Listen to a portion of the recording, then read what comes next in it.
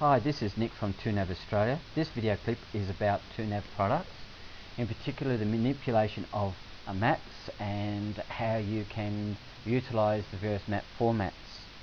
Now what you can see on the screen is Google satellite imagery, and yes, TwoNav can handle that with a particular file that is freely available, and it also requires internet access to do so. However, in saying that, if you are using something like the PC software called CompuGPS Land or Air, or you've got a TwoNav device that's got internet access, then it will cache it for you, meaning that as you're panning around, it'll store it on your device for you to utilize the tiles it creates in the areas that you've got no internet access. So it's quite good for planning ahead, viewing where you're going to, and then utilising in the areas that are remote. But this video clip isn't about that. It's just to demonstrate the capabilities of TwoNav utilising the satellite imagery.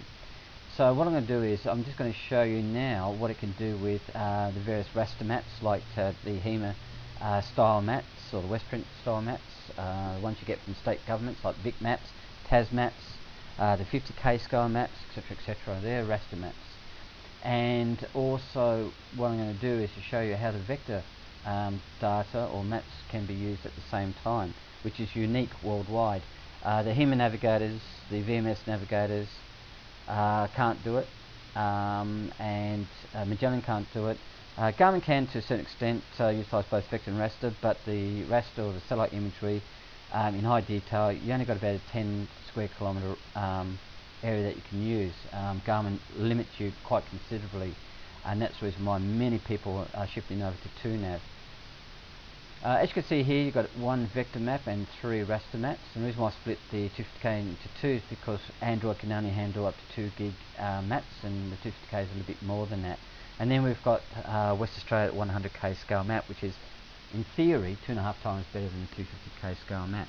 Be aware, of course, that the HEMA navigator maps and the Westprint maps are 1 to 1 million, so they don't have the same detail as the 250 or 100 or 50k scale raster maps. So I'll just go into West Australia. The reason being is because I'm set up there already and I've got good data in that area. And the first thing you'll notice is 2 different maps. Clearly there's 2 different maps, one sitting on top of each other. The top one is 250k, the bottom one's 100k. And we can see the refinement that the 100k has over the 250k if we zoom in. And by this stage, if you had the HEMA maps or the Westprint maps, it would just be one big red blur. It would represent a road or something like that. It'd just be no detail. And as we're getting closer, see there, the 100k down here is a lot clearer than the 250k. But the 250k and 100k is still necessary today to utilise for off-road purposes, because it's got data that even the new vector maps don't have. So yes, we still need both raster and vector. Now, sitting on top of the 100k at the moment, see that green line? That's vector data. What vector data is like your street maps. If you just zoom into Coolgardie, for example, see straight away all these white lines. That's your vector data sitting on top of the raster. The raster doesn't have that kind of detail. We're just going to zoom out to Collie.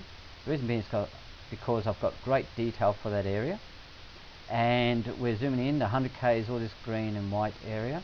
There, it's a raster, it's an image. And then as soon as we zoom down to a certain scale, you notice all these little orange dashed lines. Now that is vector data that sits on top of the raster. How does this look? Well, without one or the other. If we just turn off for the time being the vector, like as if we're using a HEMA navigator, you click on that and there you are, there's the raster.